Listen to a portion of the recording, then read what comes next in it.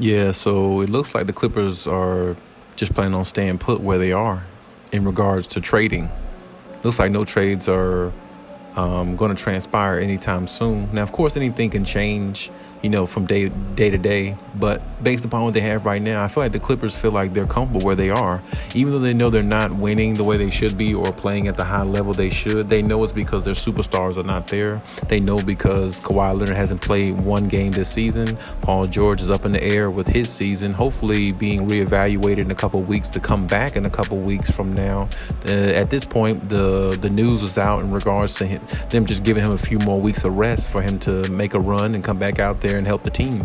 So, with that thought being out there, and with that being out there as far as news wise, maybe the Clippers are thinking just stay put where they are and keep what they have, because they did bring a lot of people back in the offseason coming into this season, and they wanted to make another run at the championship with the team that they had because they felt like that team was good enough, and they're confident in that team that's good enough to go out there and win a championship. So, with that being said, maybe the Clippers won't make a move. Maybe, we'll just have to see how it pans out as far as them making any moves, as far as any trades. But, if anything comes up, I'm definitely looking into it to see exactly what happens, because I've seen some trades that I think would make sense. I know a lot of you guys have been telling me John Wall would make sense. Very few of you, including myself, very few of you, maybe beside myself, I should say, said Ben Simmons would. Miles Turner, Goran Dragic. There's been a few out there that would fit real nicely with this team. So any adjustment they make as far as getting a trade, it needs to be a player that definitely fits and a player that can definitely help them, get over the hump. And to me, there's certain players that you can get that can help you get over the hump. The ones that are unselfish, to me, are the ones that can definitely help you do it. That's the reason why I said Ben Simmons would be the best fit for them, because he likes to pass first and he's not looking for his offense 100% of the time. So him with Kawhi and PG would be almost a perfect fit, because they could just have him roll to the basket, slash to the basket, make splash plays, and give them high quality minutes in regards to getting everybody in their spots, passing the ball, and getting high quality shots with a high IQ basketball player like he is.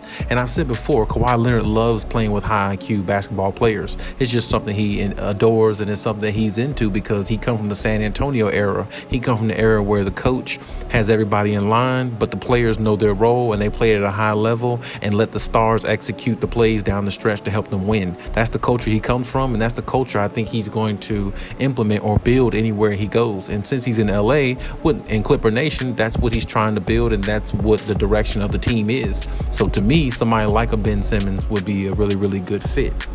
But of course, like I said, there's other candidates, as I just named, as well. So, at this point, like I said, I do think the Clippers are going to stay put what they have, because, like I said, I wouldn't be surprised if they made a trade. Let me just throw that out there. I wouldn't be surprised if they made a trade or anything like that. I just would be, I'd be excited if they did make a trade, if it made sense, of course. But at the same time, because I think that would better their chances of going further. But, the team they have now, the team they had last year, is good enough to go further. The only problem is they don't have Patrick Beverley, and I don't like that part, because I don't like when a team is going for a championship, I don't like them trading away defensive type players. Any defensive minded player, I feel like if you're going to trade those type players away, you better get hella defense in return. And the next guy that you trade for, whoever he is, not only he better play defense, but he better give you some on offense as well. And I think Eric Bledsoe definitely can do that. I just don't know if he can do it consistently.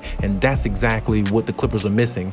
And because they had somebody like Patrick Beverley, or if they had Patrick Beverley still, I think their defense would be even better than what it is. Because think about it, their defense is pretty good now, but if they had Patrick Beverley in there guarding the opposing team's best player and things like that, that would make Marcus Morris and the other guys and Nicholas Batum, and it'll make all their job much easier as well. So, that's just the way I see it in regards to that. I'll say this, when you have somebody or a player who is defensive minded, he can give you that consistency on defense every night, you have a chance to win a lot of games, and you have a chance to beat a lot of teams, certain nights where even though you might be the underdog, because you have consistency in that one guy that gives you that same consistency in that one area, or at least one end of the floor. And the only thing I'm saying is, having a player like a Patrick Beverley, definitely would help the Clippers out more, especially now that they are even depleted more than they were last year. And the year before that, I would say, with both Kawhi and PG out, something they never experienced, it definitely would help to have a player who's defensive minded like that to add to this team right now, because it definitely would better their chances of keeping things afloat until your two big stars come back.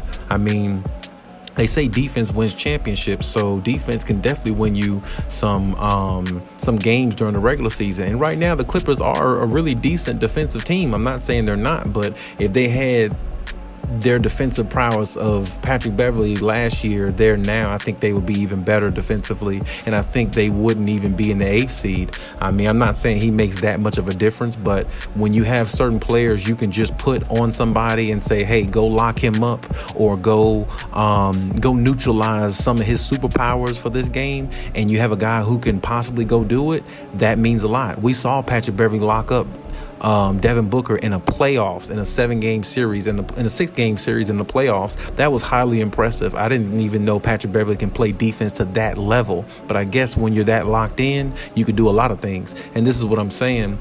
The Clippers definitely have to, look at both sides of the court and understand they need both sides to be effective. And if they're going to try to make a run and keep things going until Kawhi and PG come back, they definitely need to understand that the defense is just as important as the offense. And I can honestly tell you, maybe the defense is probably even more important, because if you can neutralize what another team is doing and your offense is not going that great, you still have a great chance of winning that game.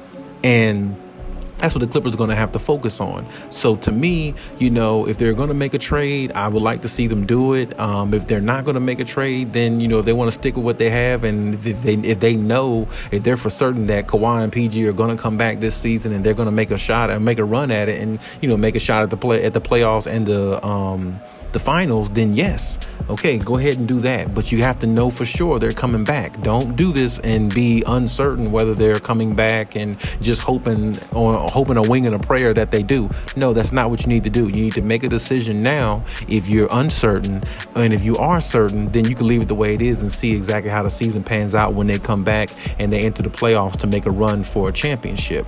Now, I will say this, like I said before, I've heard certain targets out there being looked at. The one that I've noticed lately, a few videos ago when I told you about Eric Gordon, I've heard some news on him the last, I think it was the other day, about the Rockets might be shopping him around. So since that's the case, hey Clippers, hey, if you think you need a player like that, go after him, because honestly, I think he can serve value for the Clippers on the offensive end and defensive end. I think he could be a little bit more consistent than Eric Bledsoe. I've always looked at Eric Gordon as a better player than Eric Bledsoe. So, like I said, just FYI, putting that out there to him. So hopefully, Clippers Nation is listening, and hopefully the Clippers organization is looking at that as well, because like I said, you need all the talent you can get until you get your big guns back. And even when they do come back, having extra talent just doesn't hurt, especially as wide open as the West is, or should I say as talented as the West is. What I'm saying,